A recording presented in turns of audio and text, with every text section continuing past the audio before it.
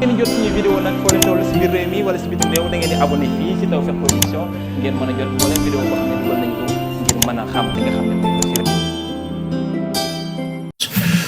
Some governors have deemed liquor stores and abortion clinics as essential, but have left out churches and other houses of worship. It's not right. So I'm correcting this injustice and calling houses of worship essential. I call upon governors to allow our churches and places of worship to open right now. If there's any question, they're going to have to call me, but they're not going to be successful in that call. These are places that hold our society together and keep our people united. The people are demanding to go to church and synagogue, go to their mosque. Many millions of Americans embrace worship as an essential part of life. The ministers, pastors, rabbis, imams, and other faith leaders will make sure that their congregations are safe as they gather and pray. I know them well. They love their congregations. They love their people. They don't want anything bad to happen to them or to anybody else. The governors need to do the right thing and allow these very important, essential places of faith to open right now for this weekend. If they don't do it, I will override the governors. In America, we need more prayer, not less. Thank you very much. Thank you. waaw message bi Trump bi dama bëgg mu leer dama bëgg weekend bi ñu waxtaan si léegi Trump li mu wax leer na dana si gàttal dane gis na ne gouverneurs yi jël nañ ay points yu mel ni fi ñuy defee abortion wala fu ñu mel ni ay fi ñuy jaayee alcool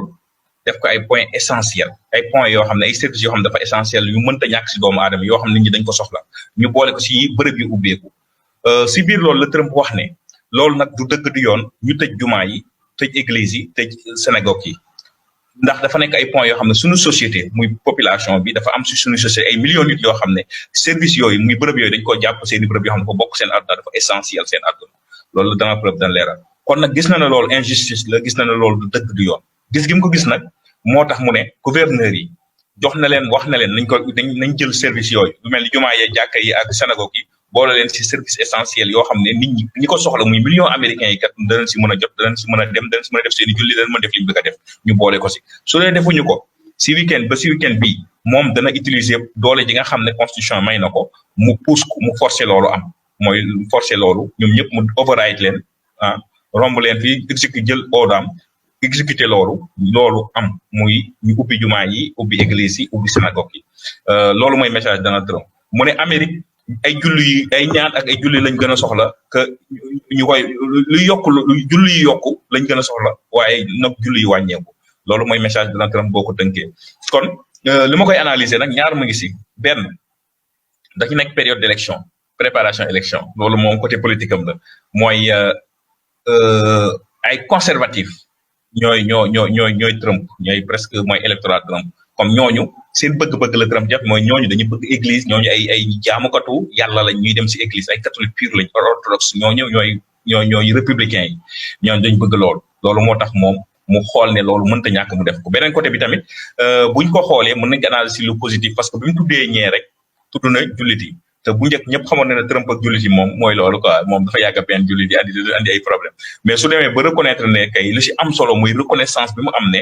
Amérique ay julli lañu gën a soxla que ay julli lañu gën a soxla kon loolu dafa am solo uteeg sunu leadership fii di Sénégal nga xam ne même bi ñu ubbee sax jumaa yi da ngay gis ne bésu korité bi dina naan l'état du Sénégal bu ne république bi julliwul ndax ministre de l'intérieur julliwul président demul julli ji kon ça fait que état du Sénégal dañ boycotté julli bi loolu moom moo nekk ndax gis nga Aliou Ndiaye mais nga xam ne nee na imam la soppi boppam imam jël waa këram di julli jël distance boo xam ne kenn xamul nu mu toll kon loolu da nga ko siy remarqué da nga ko si